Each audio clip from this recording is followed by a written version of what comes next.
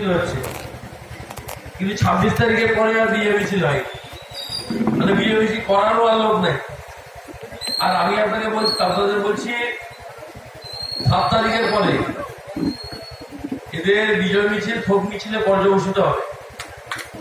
আমি সকলের সুস্থতা প্রার্থনা করি, কারোরই শারীরিক কোন রকম অসুস্থতা বা কোনো কিছু সেটা আমরা নিশ্চিতভাবে চাই না, কিন্তু এই দলটার সব মিছিল হবে।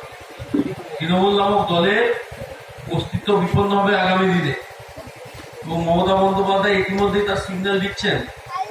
এর মধ্যেই একবার বাড়িতে হয়েছে হঠাৎ করে, তারপরে কিছুদিন আগে হেলিকপ্টার, তারপরে আমি আপনাদের বলছি এরপরে যদি মঞ্চ থেকে লাভ মেরে দেন নিচে, তাহলে আপনারা অবাক হবেন।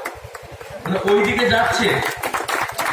আর প্রলাপ যে কি ধরনের বকছেন সেগুলো তো আমরা সবাই শুনতে পাচ্ছি। আবল তাবল কথা যদি কম্পিটিশন হয় তাহলে তো 1 নম্বরে ওদের নামটা থাকে। আজকে আবার নতুন প্রলাপ যুক্ত হয়েছে। বিজেপি শাসিত রাজ্য থেকে ইভিএম মেশিনে ঢুকে যাচ্ছে পশ্চিমবঙ্গে, আর 5% ভোট কেন বেড়ে গেল ইলেকশন কমিশনকে জবাব দিতে হবে। 5% যে ভোট বেড়ে গেল, তাহলে তৃণমূলের এজেন্টরা, পোলিং এজেন্টরা থাকার কথা, তারা কি ঘুমাচ্ছে না? তারা কোথায় কাজ করছিল, কোথায় ছিল তারা?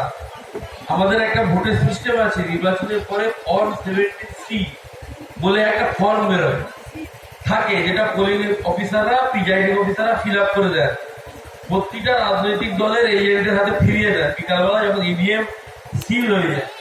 তাতে আমরা হিসাবটা পেয়ে যাই। সংগঠন করলে তো জানবেন সব তো হাওয়ায় হয়ে গেছে। সংগঠন তো কমন করতে হয়। 21 সালে একটা সম্প্রদায়ের ভোট নিয়ে তাদেরকে ভুল বুঝিয়ে সিএ, এনআরসি, বিজেপি এলে অমুক হবে তমুক হবে এসব বলে নিয়ে নিয়েছেন। আর এবারে বুঝতে পারছেন যে আর একতরফা ভোট হবে না। আর সংগঠন করতে হয়নি, সুরেন্দ্রবাবুর দয়ায়, নন্দীগ্রামের দয়ায়, নন্দীগ্রামের মানুষ, খেতাইয়ের মানুষ আরো আত্মবলিদান করেছিলেন বলে তিনি মুখ্যমন্ত্রী, তার বাইরে তার কোনো অবদান নেই। আর তিনি মুখ্যমন্ত্রী এখন তো আর লড়েন না কোথাও হেলিকপ্টার ছাড়া।